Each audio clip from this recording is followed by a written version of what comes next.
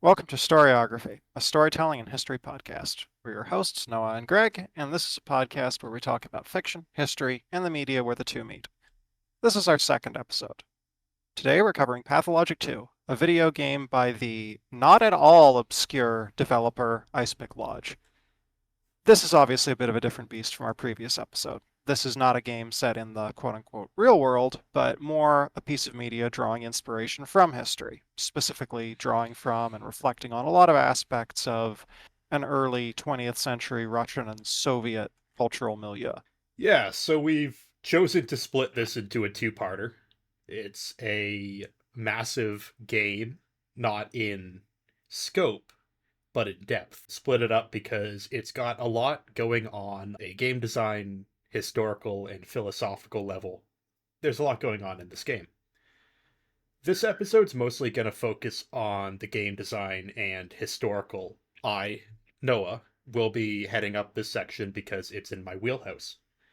I'm a historical game designer, and this section will be heavily based on the analysis of the game I did for my master's dissertation. The follow up episode, coming out in maybe 2 weeks after this has been posted, will be taking a deeper dive into the storytelling and philosophy aspects of the game. As a little bit of housekeeping, you'll note that we've updated our tech a little bit with some of the visuals, and my mic is also a little bit better. You're not screaming at us from a trash can this I'm time. not yelling, yes, I'm not screaming from a trash can, and I won't have to spend hours in Audacity trying to make it sound even half decent, so it's definitely an update. Also, I'm putting some game footage in the background that is entirely optional, though I'm going to edit it so it complements what I'm talking about as I go point by point. So there'll be some examples for you to watch, but for our audio only listeners, I'll make sure that it won't disrupt or lessen the experience. I think really the first thing to talk about is, what do I think makes a good historical game? Yeah, and you're certainly more qualified to talk about that than I am. Well, I mean, I think you'll probably have some input on it because you play a lot of games and a lot of them are historical. In this case, I'm more talking about historical role playing games or educational games.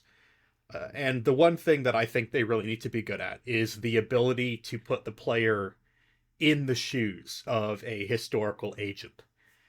Now, agency's a big academic idea, and it's been popular in history and archaeology for the last couple of decades, but it's the idea that historical individuals had their own actions, feelings, and motivations on why they did certain things. If a game has the ability to put the player in the shoes of a historical agent, then the player can start to simulate those feelings, actions, and motivations that made people in the past different from us. And it does this through placing them in a historical problem or encounter space.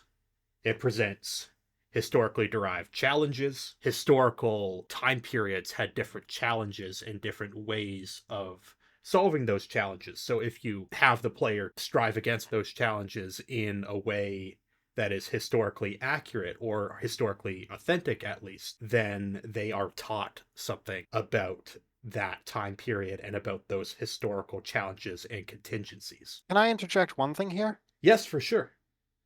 It's an interesting thought as well that when we talk about historical contingency, it's a question of both historical period and often utterly intertwined with what I'd call narrative verisimilitude.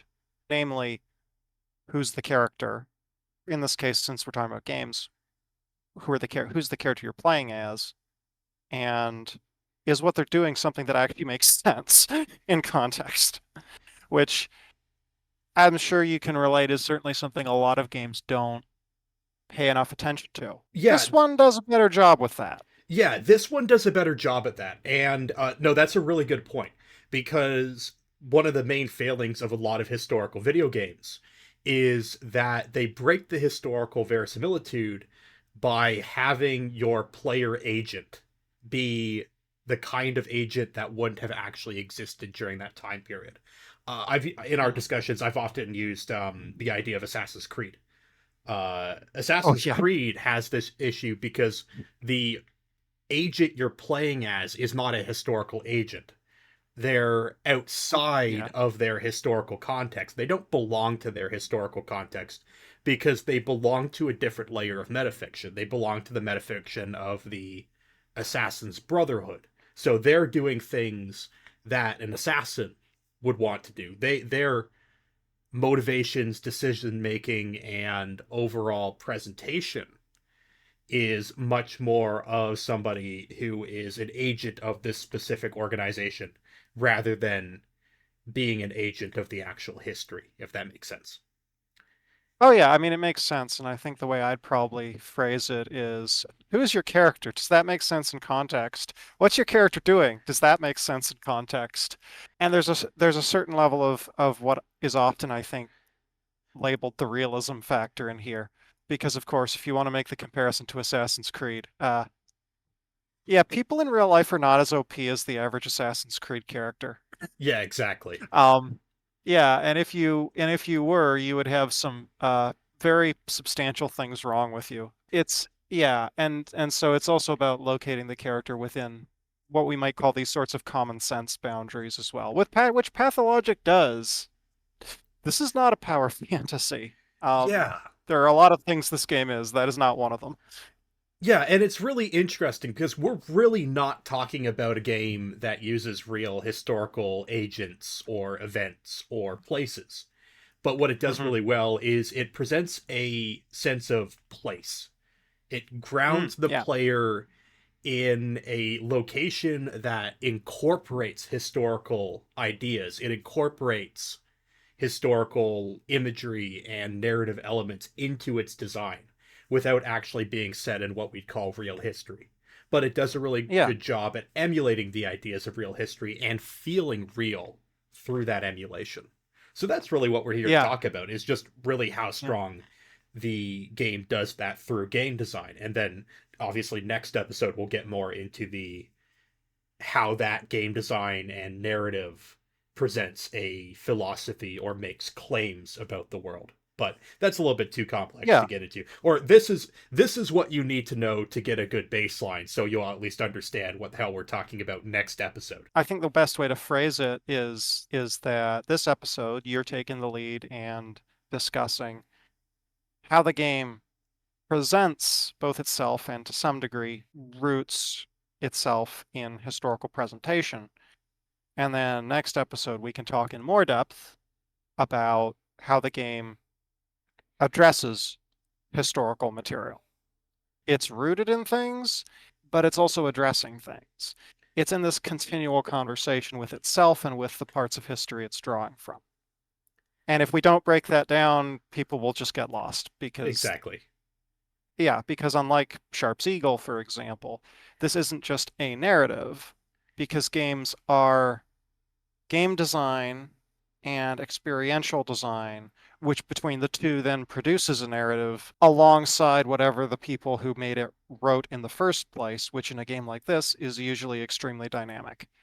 So there's a lot of layers there, and this time out, we're sort of setting the foundation to then talk about the more narrative and thematic stuff next time.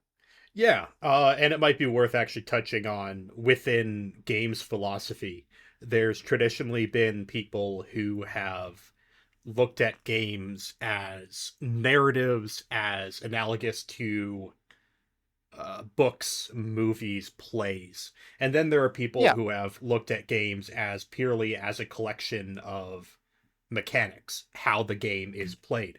Now, Pathologic is the kind of game that defies both of those definitions of games because the story is so heavily integrated into its gameplay and the narrative cannot exist without the gameplay. So it's very tightly integrated as a game design, which is something that I yeah, think is really remarkable and is something that defies the normal way or the way that games philosophers had previously looked at games. So it's a really interesting example of a game that combines game and narrative mechanics in a way that is Yeah. almost sometimes indistinguishable from each other. And we'll get into that. So Yeah.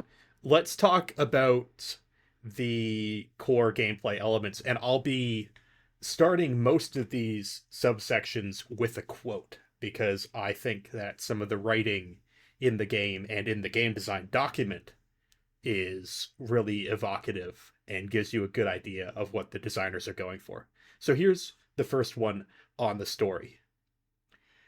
As a matter of fact, this town is nothing but a machine, produced to challenge the limits of human potential and our ideas of how people connect to each other. You've found yourself a utopia. So, Pathologic, the core narrative, is that it follows the story of Artemi Barak. He's a medical student studying in the capital of his home country, which is implied to be Moscow. So he's been studying for several years before being summoned back to his rural hometown by his father. When he arrives, he discovers that his father has been murdered and that the town is plagued by the deadly sand pest. He's one of only 3 medical practitioners, although medical practitioners is a bit of a vague term within this story, as one of the medical practitioners has healing hands that either cure or kill depending on that person's internal character or karma. He's also the town's only menku, or a sort of shaman. The game involves Artemi in navigating conflicting interests while embracing his role and cultural heritage. The core themes of the story are tradition versus progress, human connections, and the elusive nature of utopia. That's the story. That is the story you experience on the face of it as you proceed through the game as normal. In very broad In strokes, very because broad strokes. obviously, both because a lot of stuff happens and a lot of stuff has like double or even triple meanings, but also because this is a computer role-playing game and consequently the story is also rather dynamic, which adds to the complexity. So this is just the basic premise. From there we can get more into what makes that work. Yeah, we can certainly do that. So let's talk a little bit about the game world itself. And this is from the Pathologic game design document. The town is, of course, the game's real protagonist. Everything is nested. The town is filled with people, like the human body is filled with bacteria. People move along the streets, like blood cells circulating inside them. So the game itself is set on, well, it's really only referred to the town, or the town on the Gorkin River, which isn't a real place, but it is a archetype of a real place. It's rich in historical and cultural texture in that it resembles a Russian colonial town on the Mongolian frontier around the turn of the 20th century. It's also got some interesting supernatural elements that are tied to the game's metafiction, but also the spiritual nature of the town's indigenous inhabitants. It's also Yeah. very isolated and reliant on train deliveries, with trains from, we think, the capital coming every month or so. The setting also hints that some sort of war is going on, and we think that it's analogous at least to the First World War or the Russian Civil War. The game world itself has 2 kinds of NPCs. There are extras, who have generic models. They all look similar to each other, and they're mostly there to be involved with the barter system. Each member of the extra cast has certain things that they'll trade for. You can tell that by the way they look, by the model they have, by their archetype. And the extras can also fall ill with the plague, and you can heal them for extra rewards, though they aren't as important either to the gameplay or the story as the Bound are.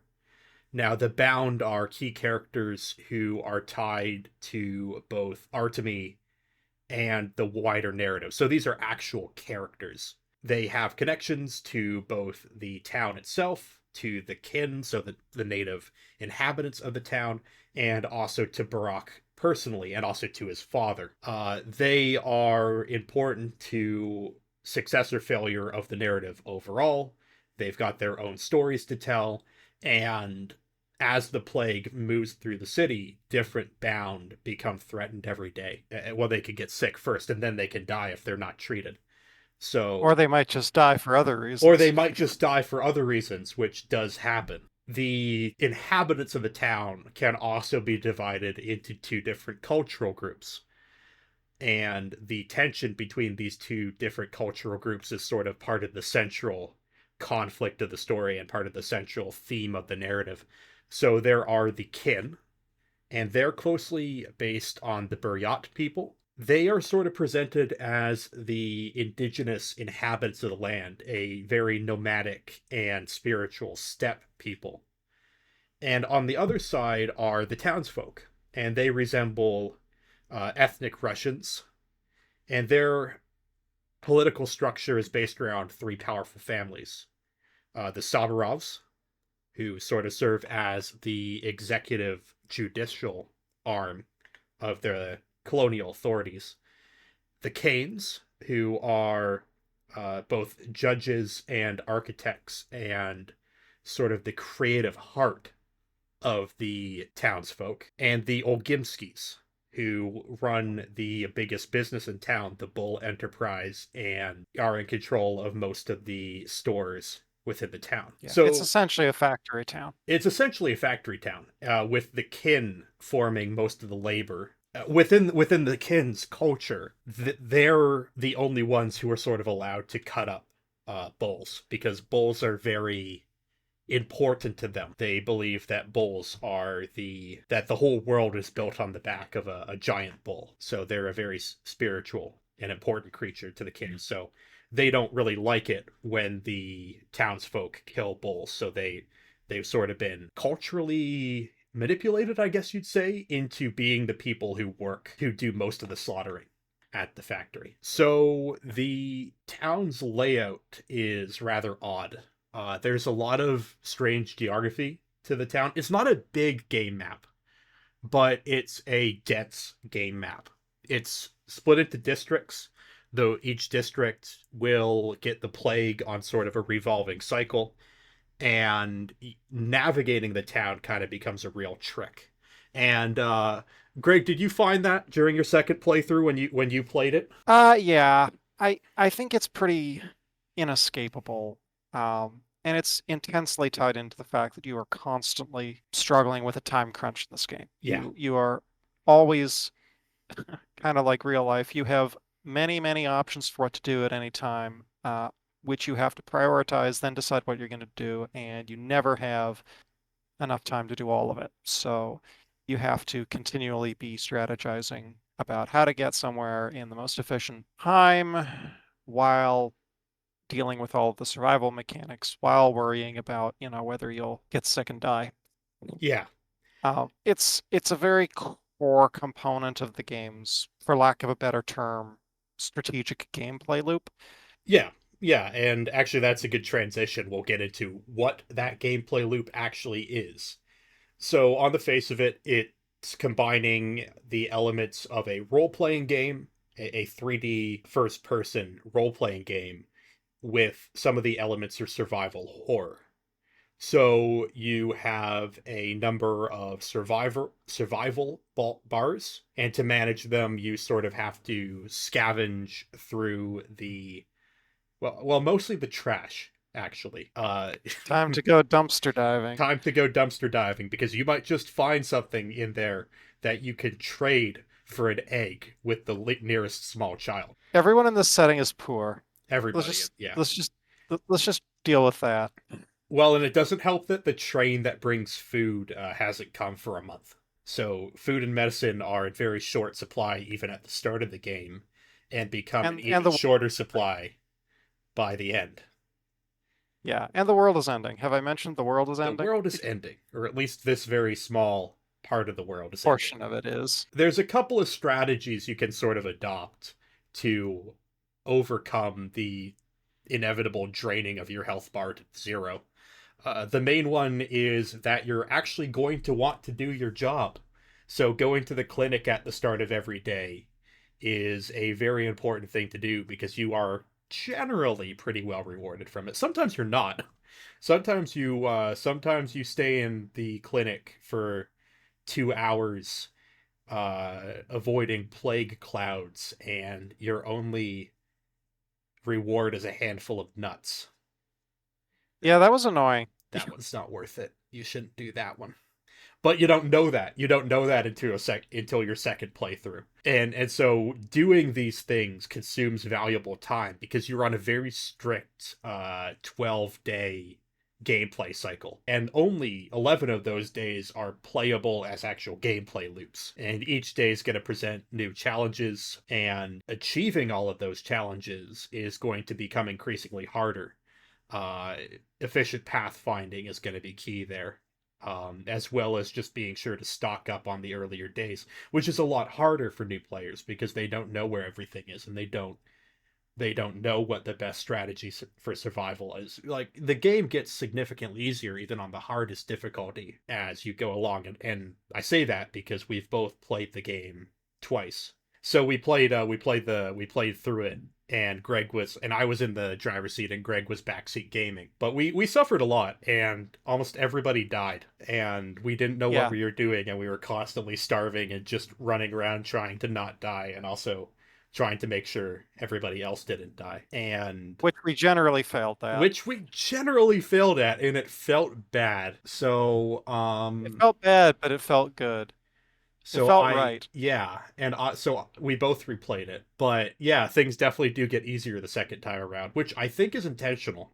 This is a game that really rewards a second playthrough, and you see a lot more of the game once within the game's terminology, once you know the lines, things get a lot more straightforward. What else? Combat's a bitch. It's sort of a Yeah, you're a very, doctor. You're a yeah, doctor. You're not a action hero. It's very hard to fight and generally punishes more than it rewards. yeah. Combat is face on, like full brawl combat is very hard. Your sneak up behind them and one shot them weapons break very easily. And the ones that do the most damage are also your valuable medical tools that you can't really afford to be damaging on, some random mugger, because you need those medical tools to cut out organs from plague victims so you can turn those into your all important healing potions. So you start to see how there's this very interconnected web of managing your resources carefully, because sometimes you need to stab a mugger because maybe that mugger has food, but you also don't want to wear down your valuable stock of lockpicks or bullets, or maybe your gun's on the verge of breaking and you don't have the resources to fix it right at the moment. So you better not actually use it now, because what if you, and there's a few times actually in the game where you do have some scripted combat moments that you can't get out of. So it's better to save your weapons for when you actually need them, for when you have fights that you can't avoid. Remember how many times we tried the 3 Odong fight? I hate it. It was a lot. It was a lot. But the second time, generally you've got the gun. So life becomes a lot Yeah. easier. So that's enough rambling on that. But it goes to show how the systems of this game, the survival and economic and narrative systems, are all very combined. And there are two other systems that are pretty viable for survival. The main one is the hobo economy, the trade and barter system that we've already mentioned. And then the other one is your actual job as a Menku, is that you can go around picking the various herbs that grow in the town and on the steppe, and you can brew those into various useful remedies. And these can either be used to combat the plague, or they actually have an impact on your survival bar. You can up your exhaustion or your hunger by using your own medicine on yourself. But again, using it on yourself lessens your ability to use it on your bound, who you're also tasked with keeping alive. So I think that's mostly the basics of the gameplay down, and that gives us a good baseline to go on to some of the more important aspects of the game and the gameplay. Okay, so let's talk a little bit about who you're being asked to play as. So, your player agent. And here's another quote for you. Your life lessons will prove me right, but heed my words. Whenever you want to do something, don't. You'll just make it worse. You'll be the demise of your hometown. You'll drown it in blood. So, we talked a little bit about Artemi Barak, but what I find really interesting about him is that he's not just a self-insert RPG protagonist. He's sort of this distinct character. He's got his own past, his own relationships, and his own emotions. And you can sort of help him express those through dialogue.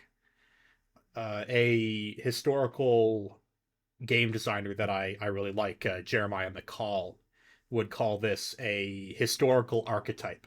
He's not a real historical figure, but he fits in a category that is plausible within the fiction of the game.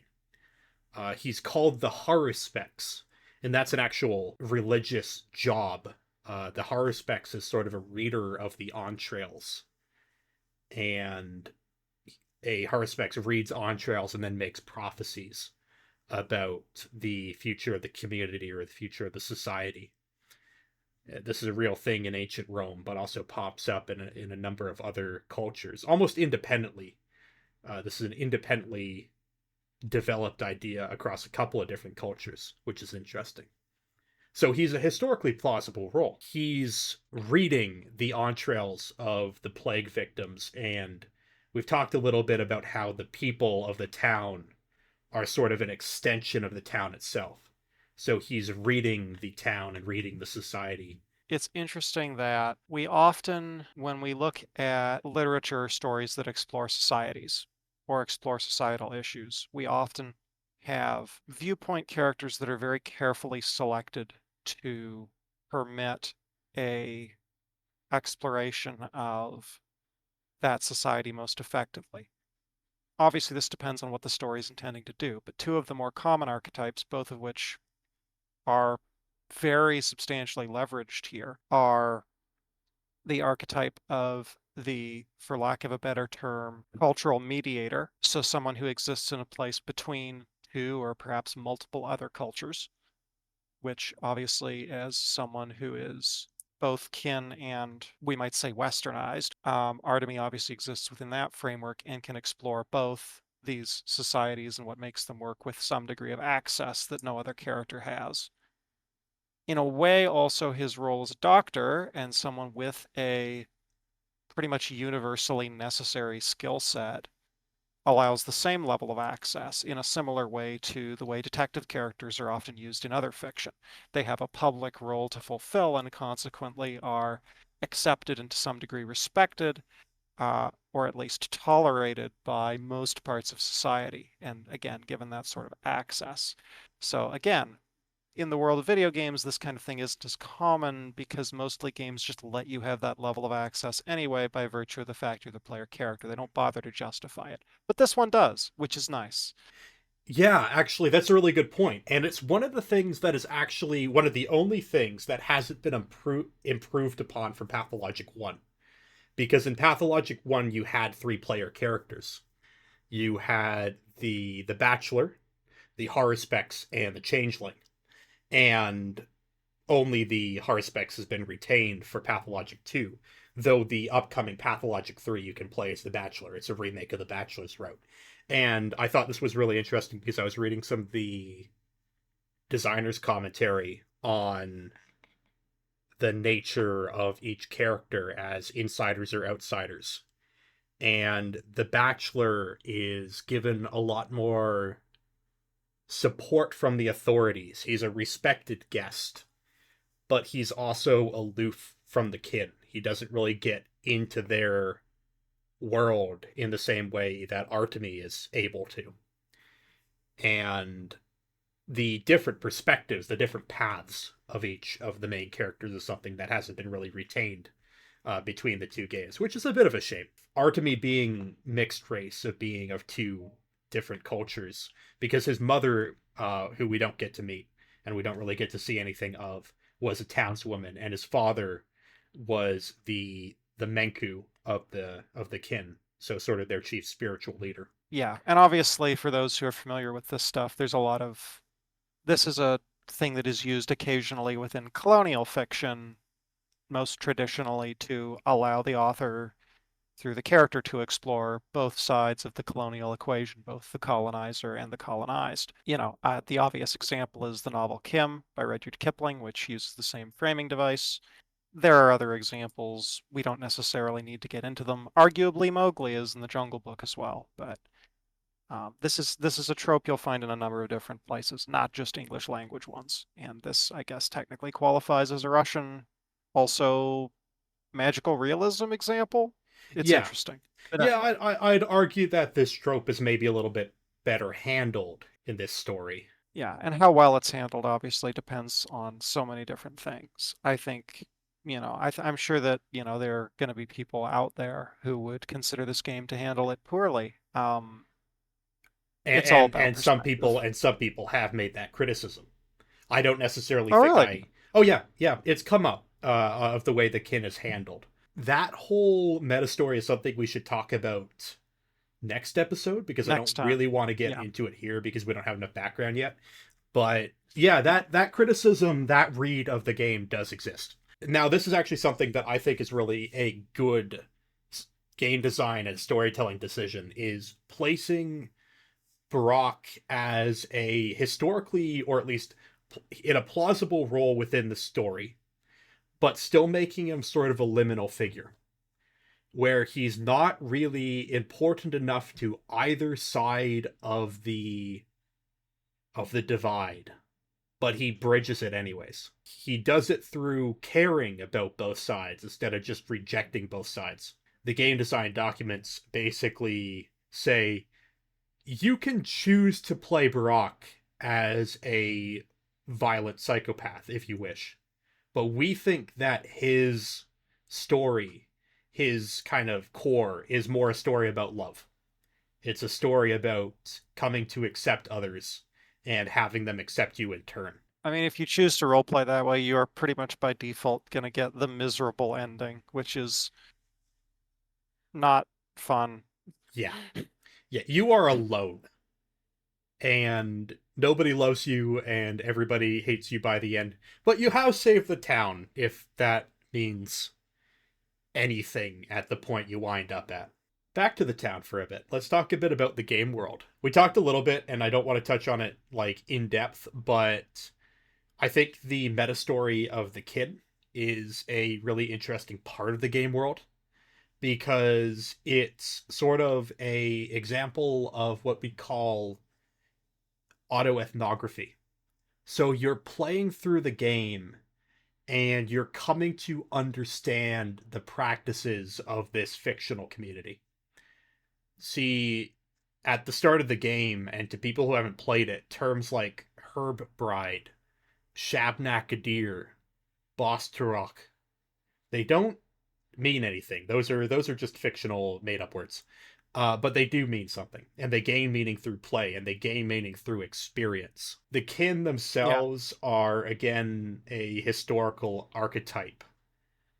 They're described by the Pathologic game design documents as being somewhat inspired by late 19th century Native Americans, where the culture's still hanging on but the young people are slowly forgetting. They're going off to work in the white man's factories and marrying into white families. And so there's this fading of culture and of cultural meaning going on with the kin. This is sort of shown through storytelling and visuals because you can actually visit the abandoned village of Shiken. The subtitle that pops up is Shiken, a place of old, a place that has lost its modern meaning through the gameplay. And this is a bit of a spoiler. I'm keeping this spoiler light, so this is a spoiler. But through the gameplay, you can restore the village. You can have the kin, or at least the people who want to move out there, they can move out there. This is a very spiritually important place to the kin because it's where you go to get your herbs. It's where the biggest source of the herbs in the game It's a bit of a trek to get out there. It's definitely a time waster, but it can be worth it, especially in the early game if you want to stock up. And the other thing you can find there is the bull's blood, the blood of the earth, and that's really important in the late game. And I think we completely missed it, Craig, the first time. Apparently, you can get a lot more of it in the early game as long as you consistently go out there, but we didn't know that. I didn't even know that the second time I played, so that's interesting. Yeah, it's something that is sort of you have to make the trip, and it can be worth it because you can get an early stock of the healing supply, which you're gonna need because Yeah. something happens at the end game that kind of forces you to use up your entire stock. Once again, the game has interesting things that it doesn't tell you about, which is Yes. definitely a theme. Well, yeah, the surprise of contingency is very interesting. Yeah, this Uh, is a game that very much just says, figure it out for Figure yourself. it We're out not for going to. yourself. Figure it out and then apply it to your second playthrough so you can see more of the story once you understand the contingencies of the game. Yeah. Um, so it's an interesting implication for the kin and sort of this meta story about the impacts of colonial actions on the people who are colonized. And I guess that's a good transition to the townsfolk. Because as we've said, the townsfolk more closely resemble ethnic Russians. Yeah. And they're the drivers of modernization. They're the people bringing civilization to the frontier. And it's often happening at the expense of the culture and environment that was already there. We can kind of describe the three families as representing different philosophies of progress. The Saburovs are there to impose law and order. They run the night watch. They run the jail. They run the government. The Olginskis are obviously industrialists through and through. The GDD describes them as basically Russian oligarchic industrialists, and that's pretty bloody obvious, even within the game. But the GDD really spells it out there. And then the Canes are sort of your utopian visionaries. They're what if Walt Disney got to try his Epcot idea, but he was Russian and on the step. Yeah. I mean, there's a lot of interesting things to this. One, of course, which is interesting, is that we have this, for lack of a better term, technocratic utopianism, but we don't see any evidence of a religious or spiritually derived utopianism from the quote unquote Russian characters, Yeah, which sort of does make me wonder about when you look at this game, how much of it is drawing on Tsarist Russia and how much of it is drawing on early Soviet Russia. And in that regard, I see much more in the way of echoes of early Soviet Russia. yeah, Um, yeah. but that's something we will be diving into in the second half. The thing that I'm interested in from a historical storytelling point of view is that this is really where this conflict is really where we're reflecting real historical experience. So this is a quote from Francine Hirsch's Empire of Nations. Collectivization, by changing the economic base and eliminating traditional forms of social organization, was supposed to accelerate the ethno-historical development of the population. This had special significance in regions with large clan and tribal populations. National kolkhozes, clans, tribes, and Nardostoi would become bound to particular national territories and languages. They would engage in collective labor and develop Soviet sensibilities. And she also notes that this was a double edged spear with the more civilized parts of the USSR, so Ukrainian, Belarusian, becoming increasingly Russified as well, where it was affecting basically everybody, even people that the Russians maybe didn't necessarily expect to affect. So we're really seeing that here. We're seeing a I guess what you call an emotional regime. Both the townsfolk and the kin are both being expected or being demanded almost to behave in a certain way, and it's harming both of them. At least that's my read on it. And again, something to talk about next episode. So the final thing in a reasonably long section I want to talk about is how the game uses its story and genre conventions. Here's another quote. The actor must understand how to work death. I'm not making this one for the audience, but the actors themselves. Their inner world is the stage, their worldview. Hence the unusual methods. Unusual and rough. It's the theater of cruelty. And that's from Mark Immortal. And he's sort of the developer stand in, weird theater director who may or may not have metaphysical powers and may or may not have sold his soul to the devil at some point. Uh, Can so you tell that this game is weird? yeah, it's a time. It's a trip. Sometimes literally, it's a trip. Some of the dream sequences in this game can get really weird.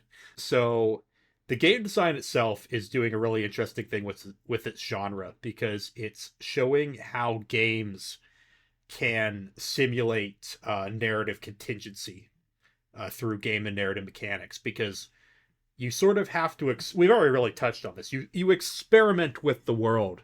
You try different things. Sometimes you have to save your game and try a completely ridiculous gambit as an experiment. And sometimes it doesn't work and you die or have to reload your save, but it kind of encourages that to a certain extent. The game kind of calls this knowing the lines, as we've said, and it demonstrates through gameplay how the people around you, how different agencies beyond yourself can affect the story.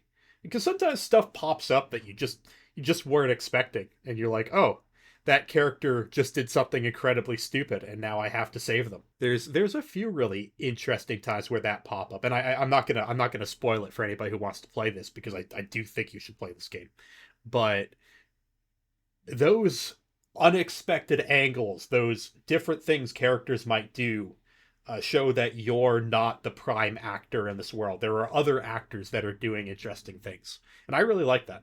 And again, these are things that sometimes you don't even see in your first playthrough because sometimes the characters who do these big game changing, story changing actions are already dead, so they can't really take action because they're They're dead. dead.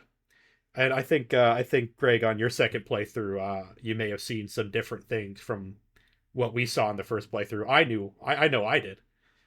Oh yeah. It was a very interesting experience. Some of the things were big. Um, Cases of characters doing things that I didn't even know that they would potentially do. In other cases, it was seeing knock-on effects from characters dying in the second playthrough that didn't die in the first one. And then in other cases, there was just subtle stuff where whether it was specific dialogue choices or stuff that I did or didn't do or whatever it may be, subtle things changing in how characters interacted with me that the game doesn't really flag, but that clearly were different. So there's some interesting stuff going on there, to say the least.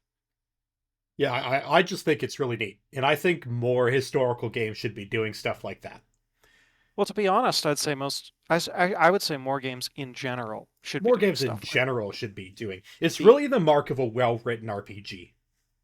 Yeah, exactly. And this is the biggest complaint that I've often had with computer RPGs as opposed to tabletop RPGs. In a tabletop RPG, if a player does something or doesn't do something, if you choose to as the person running it, you can say to yourself, okay, what are the logical consequences of this?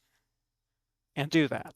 Or if you want to create a world that lives and breathes, you create your non-player characters and you just have them doing things off screen. Treat them like people, have them react to things in ways that would make sense, and then just see what happens.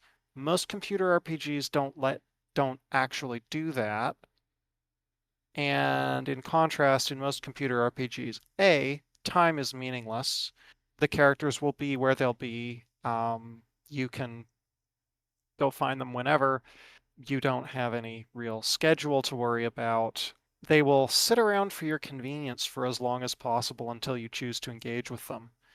And generally speaking, it increases the artificiality while also kind of making the challenges of actually dealing with the problems you're dealing with in whatever story may exist a lot less interesting because, well, on some level, your brain knows that this isn't real, these people aren't real, and you can just do whatever you want. That veneer of convenience has pretty strong issues from a verisimilitude point of view. It hurts buy-in, and it's quite refreshing to see a computer RPG take the exact opposite approach and say, no, you don't get to just engage with the world at your convenience. The world exists whether you're engaging with it or not, and the other characters will do things whether you're engaging or not. Deal with it. I mean, there's a whole ending to this game that you could just sleep through the entire game, Theoretically. and no, you can, and the game will just say, "Okay, you did nothing." I think it's even an achievement. I think it's an achievement. It just says Oh, you did nothing. interesting. That's a bit of a surprise. The world happened. The world moved on without you, and you did nothing, and it calls you out on it. Anyways, yeah, no, I mean, even just the fact that sometimes you go looking for a character and they're just not at home, and the game Yeah. doesn't tell you where they are because why would you know that? Your Yeah. character, Artemy Barak does not have access to that information, so why would you? Also, Yeah, this game doesn't have, yeah, actually, to add to that, this game also doesn't have quest markers or even a conventional sort of quest or task screen. The task screen is more a mind map with vague recollections about what might or might not be happening. Things are marked on the map as to vaguely where they are, but it's not exact, unlike a lot of other RPGs. So if you have a marker that says, oh, go check out this area, it'll just be somewhere vaguely around there. Like it's not actually where the marker is usually. but that's the thing is that the game gives you exactly as much as Barak knows. You Or know would exactly, reasonably know. yeah, Yeah. you know exactly what he would reasonably know, unless you get drunk on the magical herb liquor. In that case, sometimes you get a bit of a hint, But not always. but not always. Sometimes that's useless too, and it's just a waste of time. Actually, more often Sometimes than you not. just get drunk. Sometimes you Yeah. just get drunk. The other genre element, and really, it's a hard thing to pin down what genre this game is. It tends to be billed as a survival horror game, though I don't necessarily agree with that. It uses some of the mechanics, but it's certainly not one of those because it's not that scary, but it is stressful and upsetting. Much like living in Russia. Yeah, it's it just increases the historical authenticity, you know. Yeah, sometimes the right choice in that case is just to get drunk, and a lot of the characters in the game actually do that. I think you can call one of the Stamaten twins out on it to say, "Hey, you could actually be doing something, but you're here in the bar. Why?" I remember in our first playthrough, he got sick, and you were just like, "Nah, fuck that guy." And Yeah. I couldn't really disagree with that. I was like, "Yeah, if there is a genre, I guess you'd call it bizarre Russian stage play." Yeah, that's not a genre. That's not a genre, but that's the aesthetic. Yeah, Yeah. that's an aesthetic. Because the theatricality element of this game is really interesting. Now, I've made this observation to you, and it's when you write a video game script, video games actually, in the way their fiction is constructed, generally have a lot more in common with a stage play than they do a film or a book. At least Mhm. for RPGs. At least for RPGs, this is very true. Because you're sort of managing characters. You're managing when you're designing a game. You're using them as actors. You're giving them direction through code. You're you're writing a script, and the script looks a lot more like a play script where you're writing out the instructions of how characters are moving or being presented or where they are or their stage directions, for lack of a better word. So Pathologic kind of takes this observation and just says, all right, here's the play. You can talk to the director. He may or may not have sold his soul to Satan or be Satan, but you can talk to him. You can make a deal with him if you want. Uh and he's sort of the mouthpiece, and we'll get into Mark. We'll talk about Mark, but not right now. But here's a really good quote I like from Mark. He asks you a question. Where was the real Haruspex? And you have a few choices.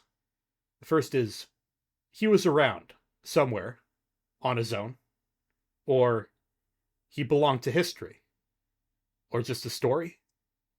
In any case, you knew about his adventures beforehand. You planned them. Or gradually the actor became him. They would only act the part when replaying a section. They became the Haruspex when unlocking new events. Or finally, when one died, another took their place. This line is made of small segments. It could be infinite, if not in length, then in width. Now, I really like, from a philosophical perspective, I really like B and C. Uh, and that's probably more from a historian's perspective, and from a game philosophy perspective. That idea of being in the shoes of a historical actor, I really like both of those, and they kind of are kind of inspiring quotes from a design perspective. Theatricality is a big part of this, and I think we'll get into that and more. And I think we're getting pretty bloody close to talking a little bit too much about philosophy. This seems like a good cutting off point, to be honest. So, honestly, what we've been describing is pretty surface level reading of the gameplay and story. There's this whole other philosophical and metafictional level below this that we've only lightly touched on. So, next episode, we're going to return to our more conventional discussion format, and we'll be having a more philosophical discussion on the more kind of behind the curtains aspects of the game. Before that, I'd really encourage you to give the game a try. This has been a relatively spoiler light analysis to give you a baseline of understanding.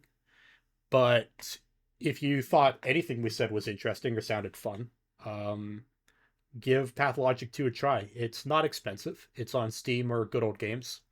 It comes on sale pretty often. I'll give a summary here, just so if you forget by in the next couple of weeks. Here's my summary. Pathologic 2 is a game that it does more than just simply exist as an entertainment project. The game doesn't take place in a specific past, but it's incorporating historical texture in a meaningful way. It's using the genre conventions of video games, literature, and theater to immerse the player in this imaginary space, the imaginary space of the town. The game world and narrative then present opportunities for the player to learn and develop by simulating their strategies and engaging with the narrative. The game design expects the player to develop an imaginary geography and mentally map the game world and to come to better understand it so they can work their way through the flow of the narrative. They encourage this through sort of a sense of theatricality. You're role playing as the Haruspex. You're stepping into his shoes and working through this sort of staged performance. It's doing a really interesting job of giving the player a sense of presence within this world. The world itself is very well realized. The kin have a sense of sort of traditionalism and spiritualism to them that the player can come to learn and understand. And they can make connections with the world and the characters within it in a way that I think is kind of unique within its genre and even within games as a whole. And it's doing some really interesting things with historical precedent. It's using Russian history as sort of a metaphor and what Ian Bogus calls a procedural rhetoric. And it's essentially presenting the player with, on the face of it, a meditation on the impact of colonialism, industrialization, and how that impacts culture and the environment. But that's not all it's doing.